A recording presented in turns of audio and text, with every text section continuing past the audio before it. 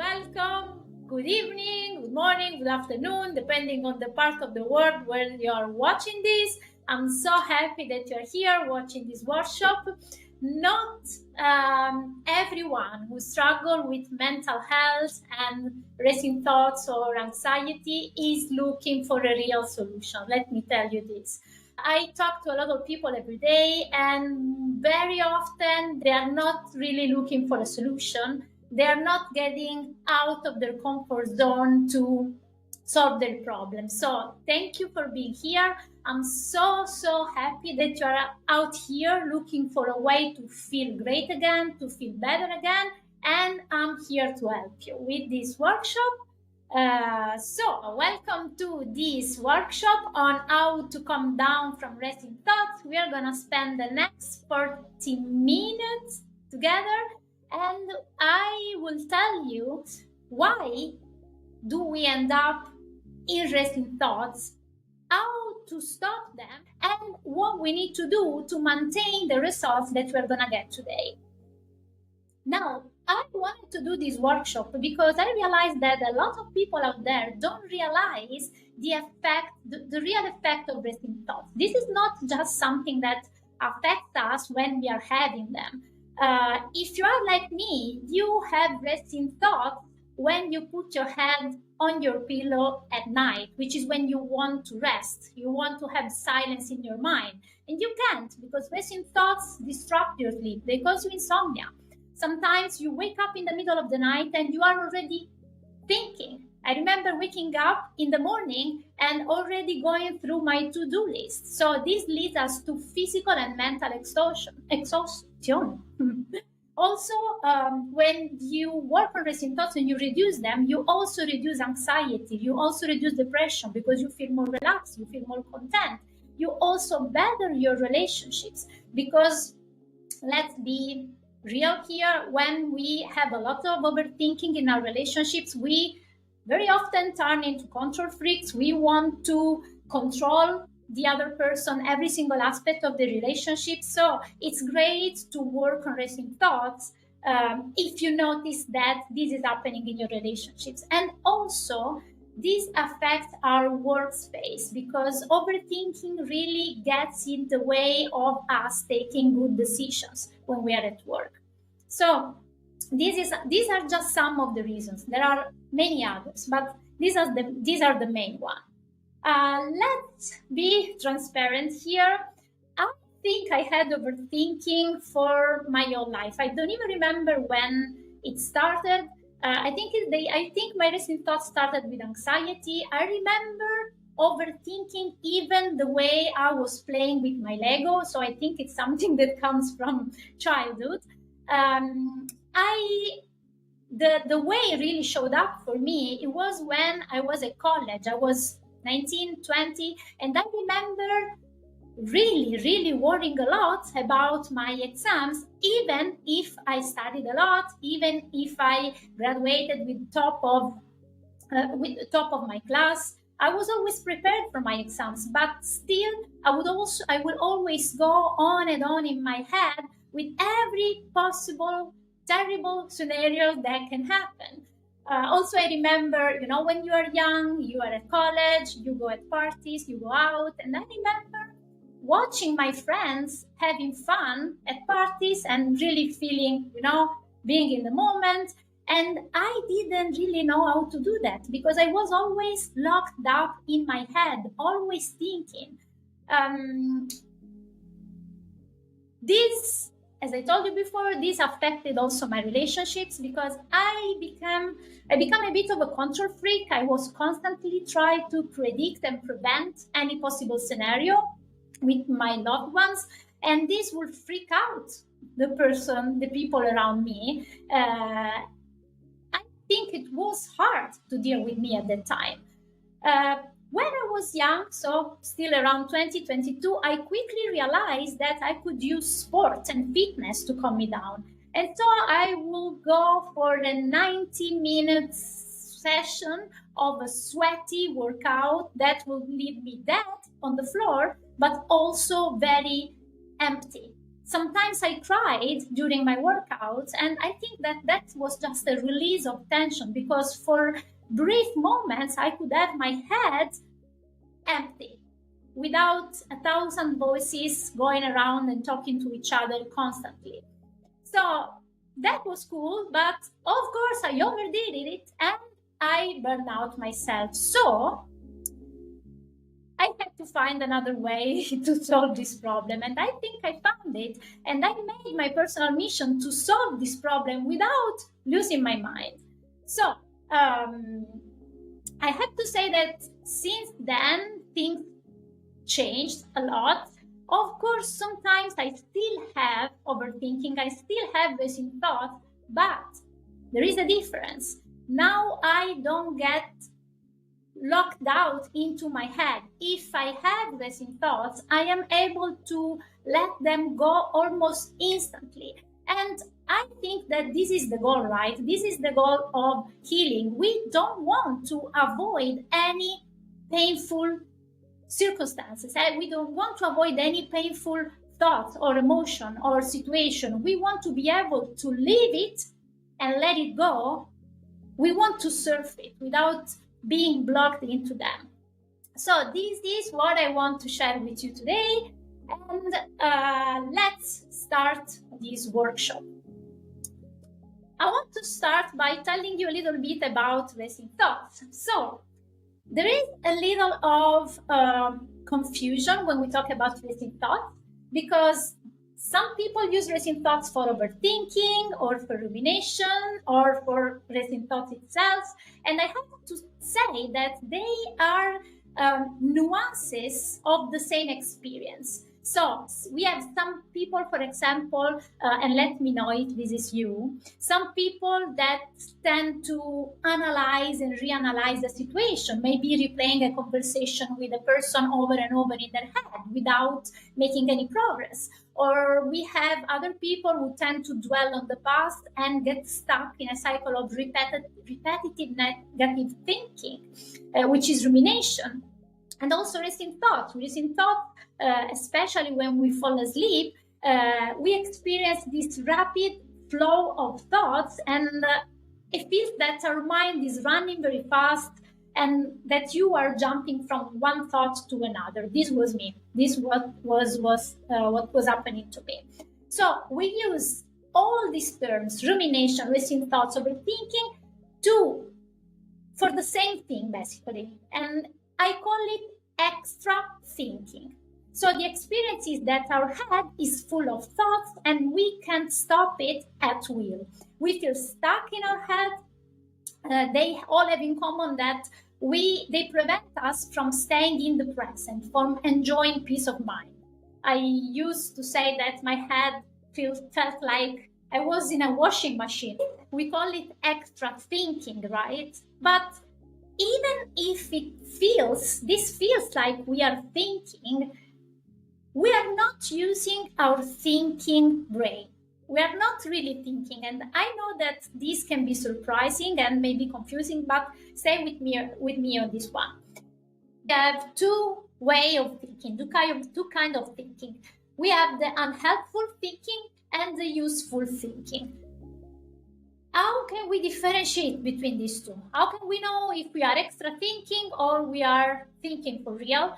It depends on how you feel while you are doing it.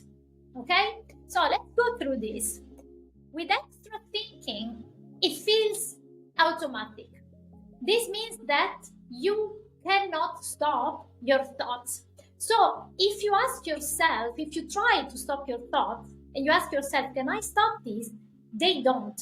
They keep going. You keep having voices in your head. You cannot stop them. If you do this is extra thinking, if this is what happened to you. Another thing is that it feels that you are going in a loop. So you go over and over and over the same thing, and you cannot get out of this. I know this is something that I used to experience. What about you? Do you experience this? Is this what you have? And the third thing is that the more you go, you think that you are thinking about your things, but in reality, you feel worse. You feel heavier. You go in darker places. This is not productive. So this is how you know if you are extra thinking.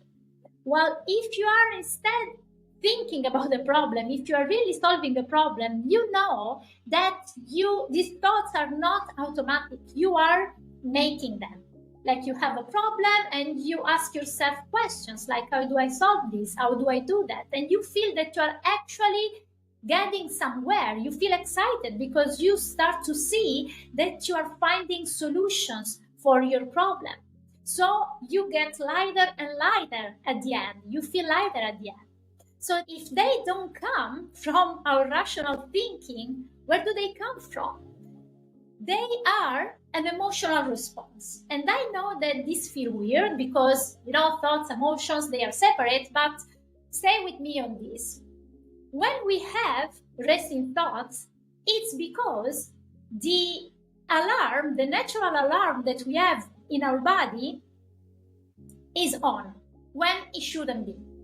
With this alarm, I'm talking about the famous fight or flight. I think you heard of it, right? Fight or flight, the fight or flight response is a natural automatic mechanism that we have that helps us to survive when there is a danger. So let's see that you are on the streets and you notice that there is a car going in your direction. Your fight or flight will be turned on and you will not need to think. You will just jump 2 meters off the street to save yourself. If you had to think about how long do I have to jump to save myself, you couldn't do it. So your emotional brain, also called fear brain, it overruns your rationality and it saves you, it protects you. So this is a mechanism that we have because we evolved to survive, right?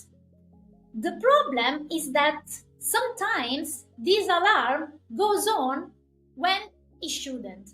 And this can happen for different reasons.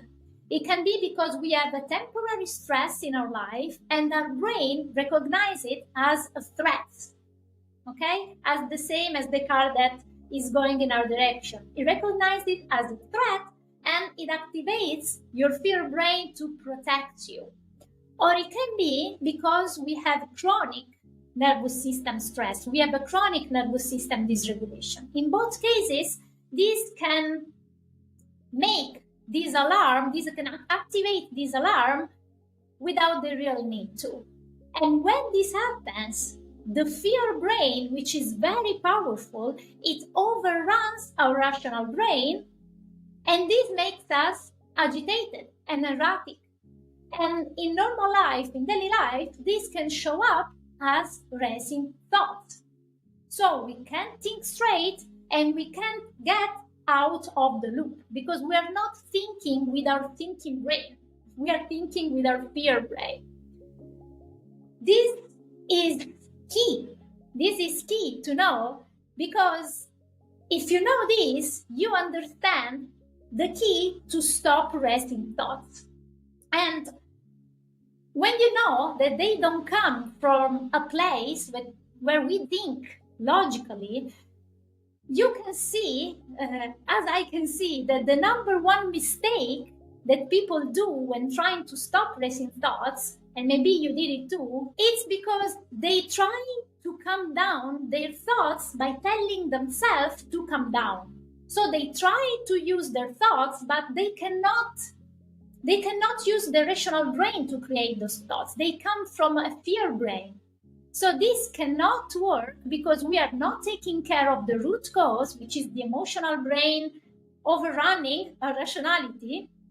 We are not taking care of the fear system and we are still in that fear brain. So the trick here is to reactivate the rational brain, which is called the prefrontal cortex. Prefrontal because it's here, okay? It's in the frontal part of our head, which has the beautiful job of calming our fear system. Because nature is great, we evolved to be perfect, and yes, we have a system that helps us to survive and activates us and pushes our gas pedal, but we also have a system that calms us down. And in these cases is our prefrontal cortex. So the key to stopping racing thoughts is activating this prefrontal cortex. Because when you have your prefrontal cortex on, you can think clearly and you have less confusion and more clarity. I put some pictures here because it's easier to understand when you see, right? For me, it's like this. So in the first slide, you see this red thingy, this red alarm. That's our fear brain. That's our alarm that is going on because we are stressed out or because our nervous system is dysregulated, right? And as you can see, the little bulb here, that the prefrontal cortex is turned off because that alarm is taking out the resources from our rational brain. In the second slide, you can see that they are both turned on. Why? Because we activated a little bit the prefrontal cortex enough. It's a spark, right? We need that spark for the prefrontal cortex to go full power and then go at the third slide and completely turn off the alarm. So in the third slide, you can see that the bulb is on and the alarm is off. That's because the prefrontal cortex does the wonderful job of turning off the alarm for us, right? So the steps are alarm on, turn on prefrontal cortex, turn off our alarm, okay? I saw, this is a little thing, but I saw a video the other day, and it was about a little kid, was a baby. He was trying to go on one of those bridges that have, a glass floor. And he was so careful. He was putting one foot and then the other, and then he looked a little bit, he didn't like it, and he went back at the same way, very carefully. So what was going on in his brain? I think that he was having a fear activation, but his prefrontal cortex is not very developed yet. It is still developing. So he didn't have the prefrontal cortex to tell his brain, hey, chill out, it's okay, it's just the floor. He didn't know the situation.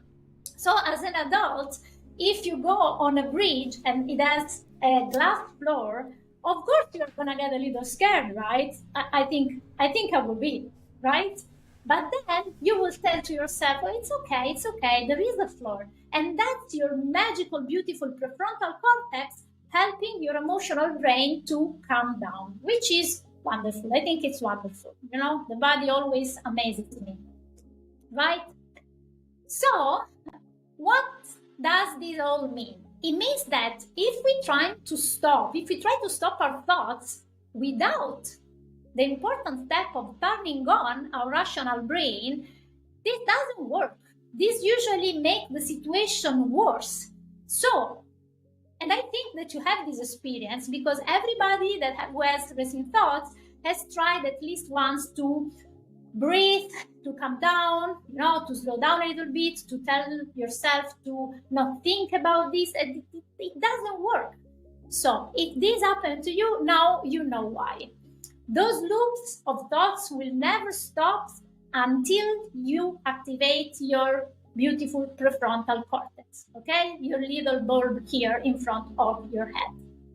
So we learned that the biggest mistake when it comes to calming racing thoughts is that we try to do it when we are still confused and in a fear state, and we want to activate the prefrontal cortex first so that the rational brain can do its job.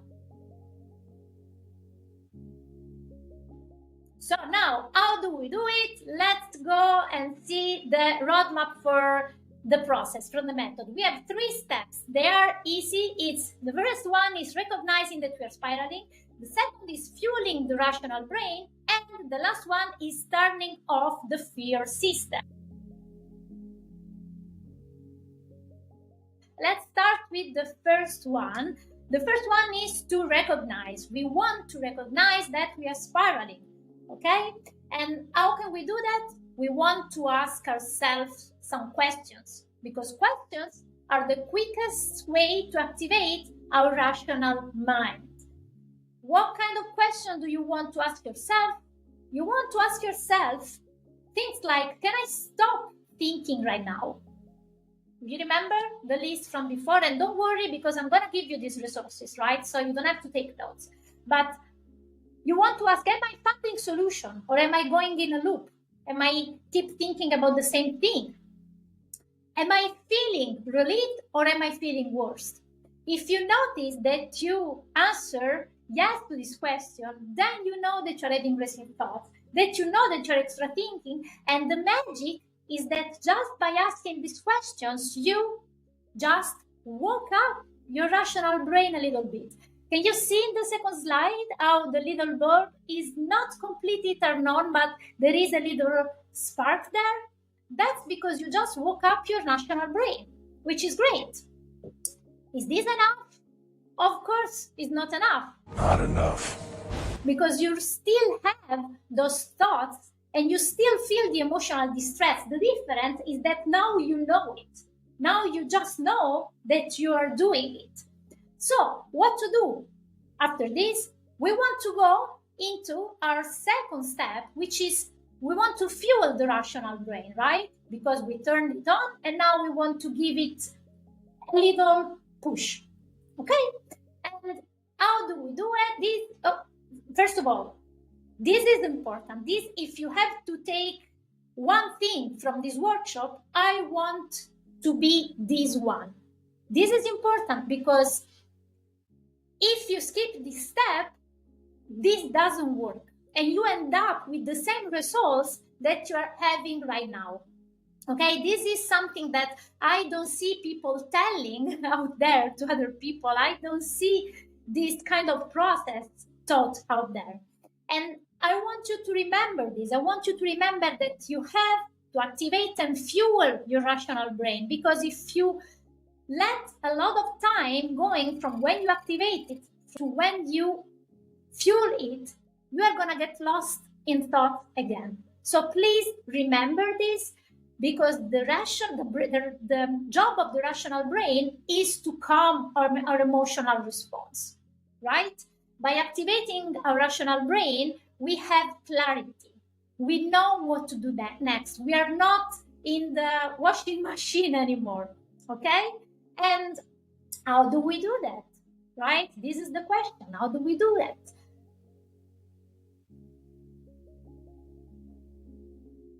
There are different things that you can use, and they are different based on your preference, because there are people that are more physical, like me. There are people that they work better when they can do a cognitive exercise, and there are people which are more emotional, like spiritual, meditative, okay? So there is a solution for everyone here, and let's choose the one that's best for you.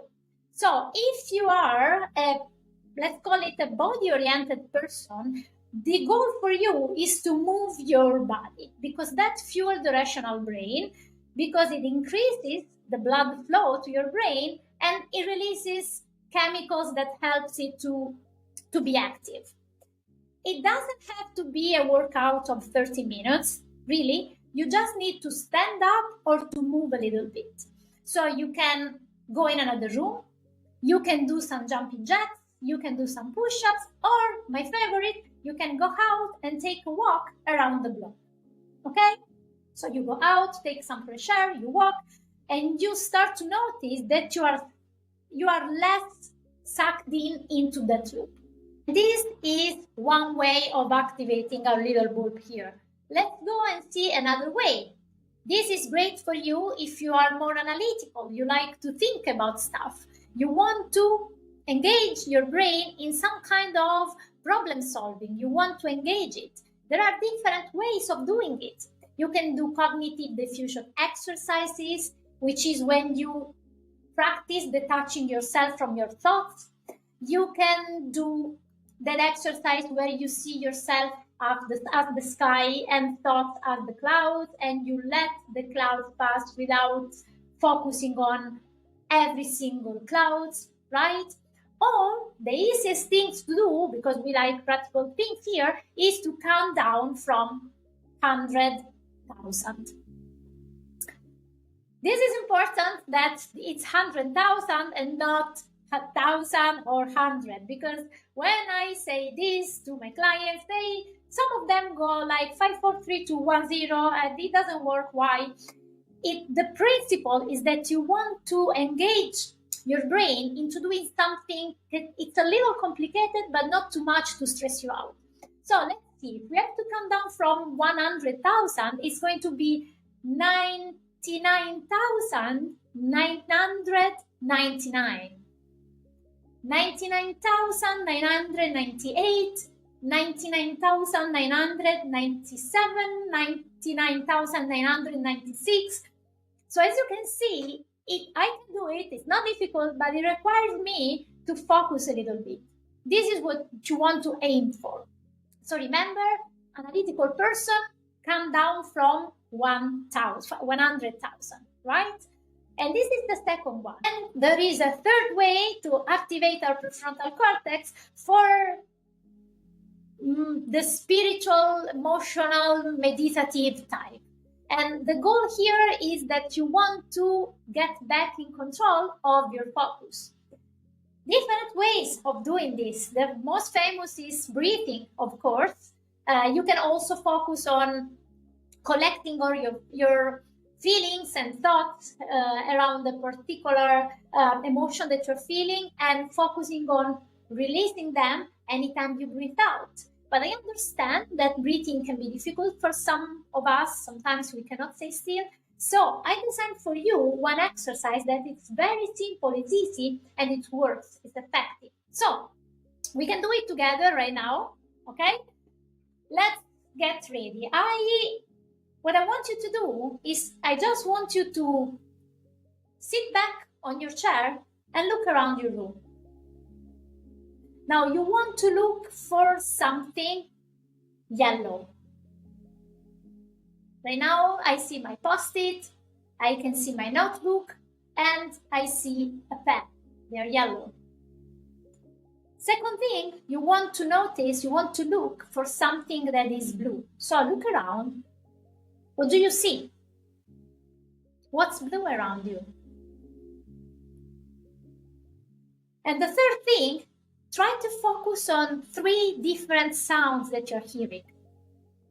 Right now, I hear my computer, the little vent. I can hear someone writing on a keyboard in the other room.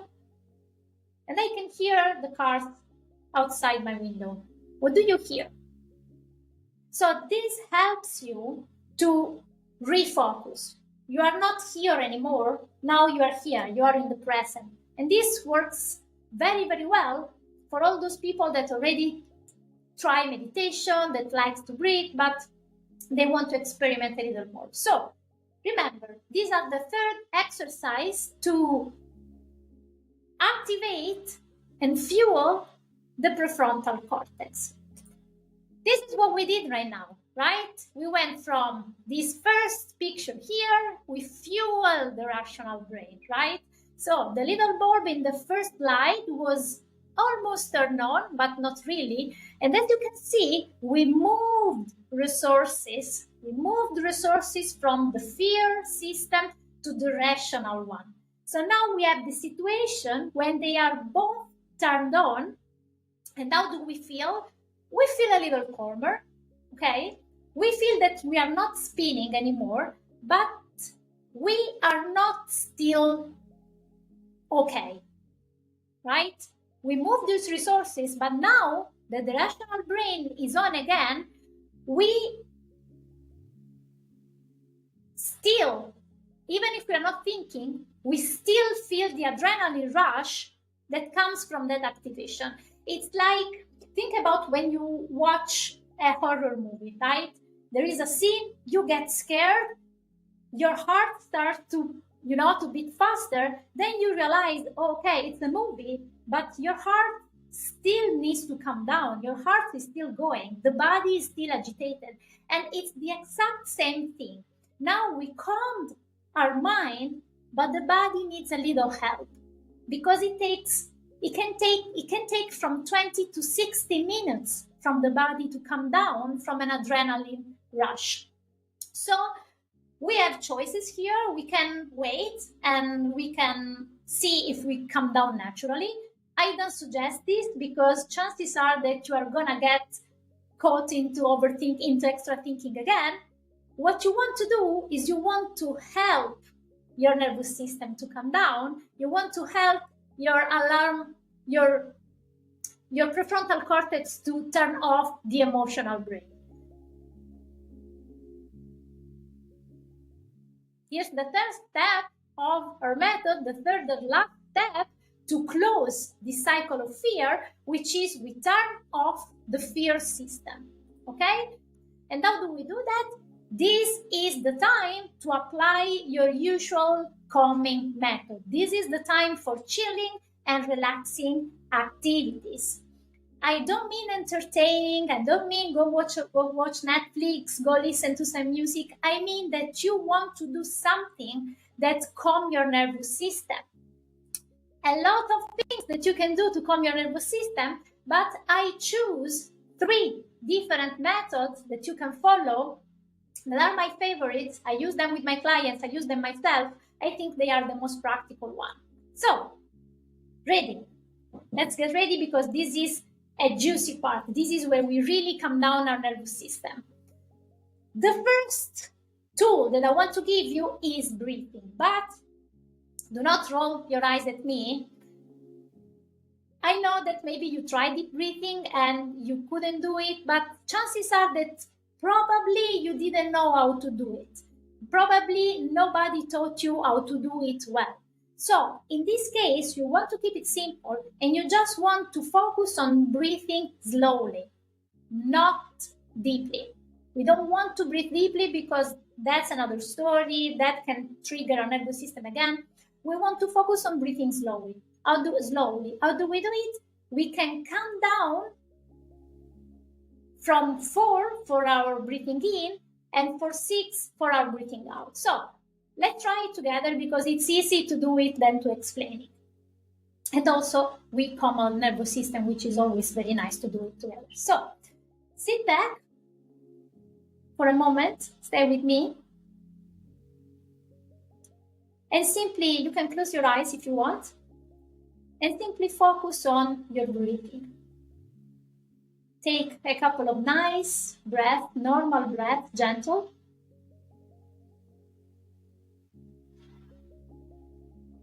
And just focus on your breathing for a couple of seconds.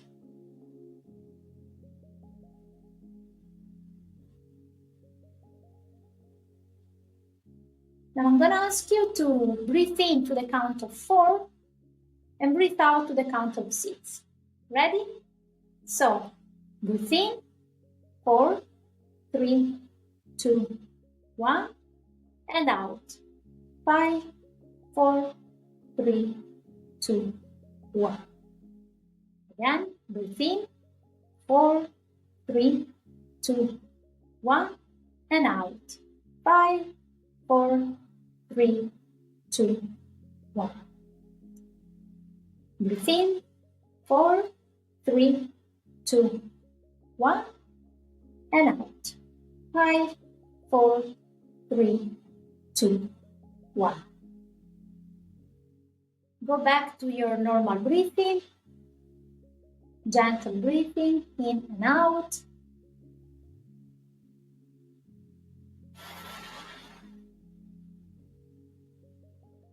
Do a longer exhalation if you can. So breathe everything in and empty your lungs, everything out.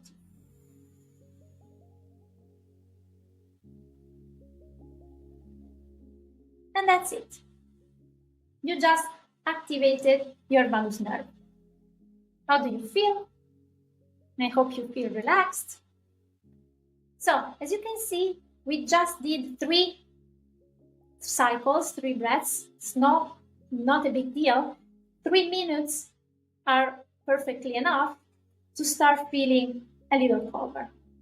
Another way of doing this, which I like very much, is to breathe in and to breathe out while humming. So it's going to seem like something like this. You breathe in and breathe out.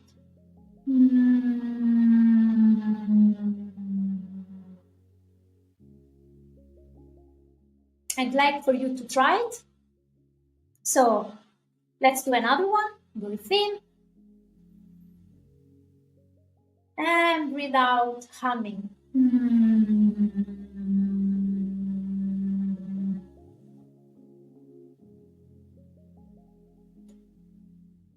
You want to make your throat vibrating. That's the thing. When you make the humming sound while breathing out, your throat vibrates, and all the muscles that are around your throat are very close to your vagus nerve. So anytime you make them vibrating, your vagus nerve vibrate a little bit too, and that activates the vagus nerve, which in turn makes you calmer. It activates your relaxation response. And also, the same job does the gargling, some water, or singing. So if you like singing, you can go and sing and have fun, right? So, first method to calm down our nervous system is to activate the vagus nerve through breathing. The second one is going to be a progressive muscle relaxation.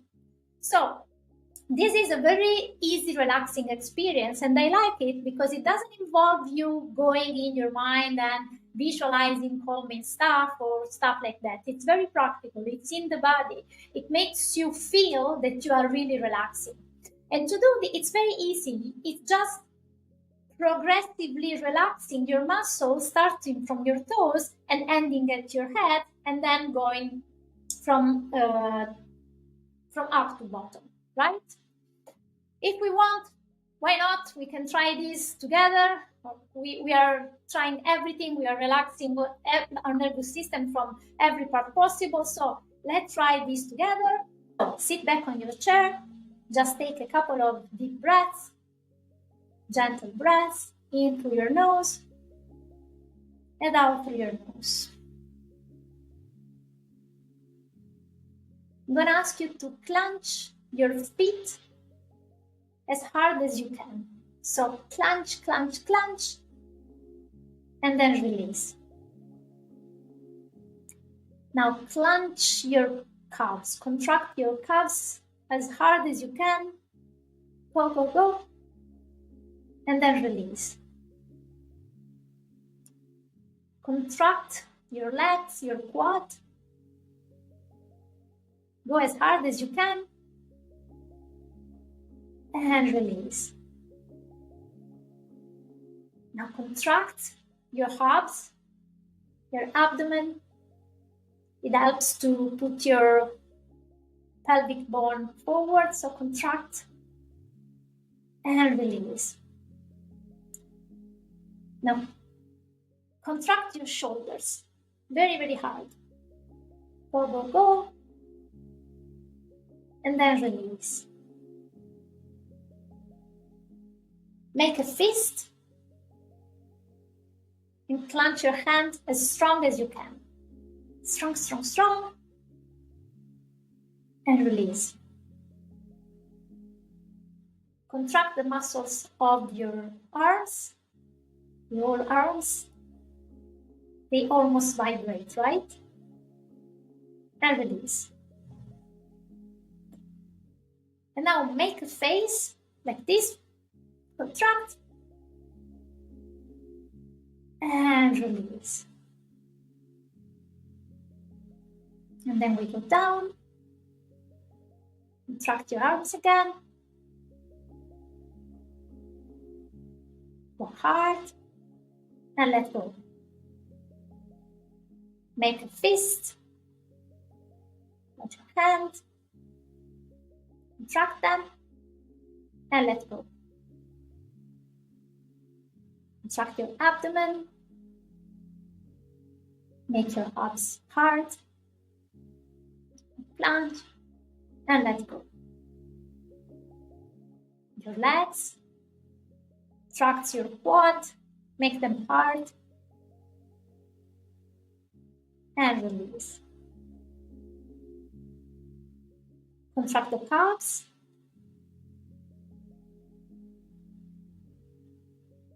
And release. Clench your feet as hard as you can. Go. And let them go. Take a nice breath in through your nose and out through your nose. And welcome back. How do you feel?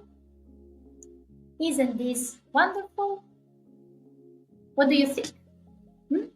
I like this. I like this exercise. It's very in the body for me. I like it. So I hope you find it useful. Let me know which one is your favorite, right? We have another one. This is a funny one. We have the third way of relaxing our nervous system. This is for the most courageous one, and it's called exposure. So if you are a lion heart and you are very, very strong, then you can take a cold shower, right? But it also works if you splash your face with very cold water. And this is cool because splashing your face or getting cold water activates a thing called diving reflex, which is a reflex that automatically slows down the heart rate. And so as soon as the heart rate slows down, this send a message to your brain, and it tell it it's time to chill out, you can calm down. And so you have an immediate calming effect, which is great, right? I would love to have some cold water here to splash my face, so we try all the 3 exercises, but I don't. So try it by yourself and let me know how it goes. Say that you just did this first step, you follow the method, you did your exercises. At this point, you should feel calmer. Okay, you should feel that your racing thoughts are not there anymore. You should feel calmer in the body and in the mind. Probably you might feel calmer right now if you had a little alarm going on before, because we did those exercises together, right? So check a little bit, check in with yourself a little bit and see how you feel. See if something shifted in yourself. And if it did, great. If it didn't, there's no problem, because it just takes a little practice, okay? So, you are at your home, you did your exercise, you got out of the same thoughts, you are calmer. Now, what do? How do we keep this? Okay, so how do we keep these results so that we don't fall back into racing thoughts? Remember that this method that I gave you, it's an emergency kit, right? So you want to use it on the spot while you are having your flow of thoughts, but this is not therapeutic itself. It doesn't make your racing thoughts issue disappear, okay? For some people, this could be enough, because maybe your racing thoughts come from you having a really stressful day, or maybe you just needed a little push to relax. So if you are there, great, you solved it, you are okay. But it can be that those racing thoughts come from an external cause, come from something that you are not seeing, right? So now that our prefrontal cortex is on and we are calmer, it's a great time to play detective, like I call it. Play detective and go and check if there is something that we did maybe in the last couple of days that put us out of balance. Because you have to know that these racing thoughts can come from our body being in an unbalanced state. Sometimes it's just because you didn't drink enough, you got dehydrated. Or maybe you are in a day of your cycle when you are more prone to be anxious. And so you risk that you think that it's your fault. And you don't know that it's just a quick fix, something that you can adjust on the spot. So to help you with this, I put together a checklist.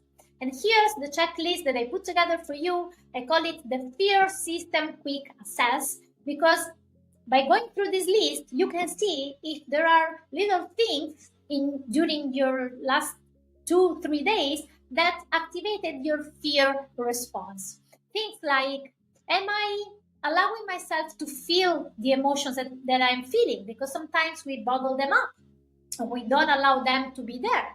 So ask yourself this question, and if so, do your best. Try to let yourself feel what you're feeling. Then go on with your checklist and see and ask yourself, am I nourished? Especially as women, we don't eat enough sometimes. So ask yourself if you ate well during the last couple of days. Did you drink enough? Hydration is important. Put some salt in your water if you can. Are you rested? Did you sleep well the last 2 days, 2-3 days? Because when we don't sleep well, every system in our body cannot work properly with the brain and also the brain. So we need to assess these things. Did we indulge in some not so healthy habits, like continuously scrolling social media, watching one episode after another on Netflix? Emotional eating, things that we know that put us out of our center. Okay, this activates our fear response. Did I move enough? Or am I seated from 2 days and I didn't even notice? So go through this list and see if there are some fixes that you have to make, some little adjustment. Okay, maybe you say, I didn't drink enough, or maybe I just sleep 2 hours. Adjust these little things, right? Nobody does this usually, but these are foundational. These are foundational things, and it's great to go to this thing because sometimes they solve the situation right away, right? We adjust these things, and in real time, we feel better. Okay, like for me, it was coffee, for example. I noticed that I was drinking too many coffee until a couple of months ago, and I had to cut off a little bit, and I feel better. I feel actually better. My mind is not racing so much anymore. So at this point, we went through this checklist. Everything is checked. We are fine. Did we beat racing thoughts forever? For some people, yes. Because this is the 80-20 of overthinking, which means that it's the 20%, sorry, I'm Italian, the 20% of simple things that have the 80% of the results. So for some people, this is already enough. But it could be that the issue is deeper, because sometimes our nervous system gets dysregulated for deeper issues, more important issues, more serious. For example, as you can see here, there are things like toxins, environmental toxins, gut inflammations, okay? We had trauma, the hustle culture, stress, or maybe we had anxious parents during our childhood, and now we behave like them because that's what we learned, right? So if those anxious thoughts, that extra thinking comes from here, we need to take care of that, right? We need to address this kind of situation, and you can do it if you want. You can start. I strongly recommend that you start working on yourself. You can do it by using the resources that I'm going to share with you. I'm going to put the link somewhere. I think I'm going to put it in the info box. I will see. And with these resources, you should be able to understand yourself a little better, to understand how to calm your nervous system and move forward into healing it, into having a regulated nervous system again, which means that you are able to face challenges and stress without breaking down, right? You are flexible. Or if you want help with this, you can ask for my support. I have a one-on-one coaching program that you can join, and I'm also about to launch a group coaching where I'm going to work on the foundation of anxiety and racing thoughts and all the stuff that we talk about and more. I'm going to work on this here. Everything that is here at the base of this pyramid that you see, right? We are gonna try to understand where that anxious thoughts come from, and we are going to overcome them by learning how to calm the nervous system. It's great because it's going to be a community, so you also have accountability. You are doing it with other people, which is always great. You have my support. So if you want to do that, you send me a DM or leave me a comment down this video. It depends from where you are watching this video, and I'll get in touch with you and we are gonna have a chat. Okay? So, as always, I hope that this was helpful. I hope that you feel better. I hope that you really bring home with you these tools that we discussed today. And I see you in the next workshop. Okay? Bye bye.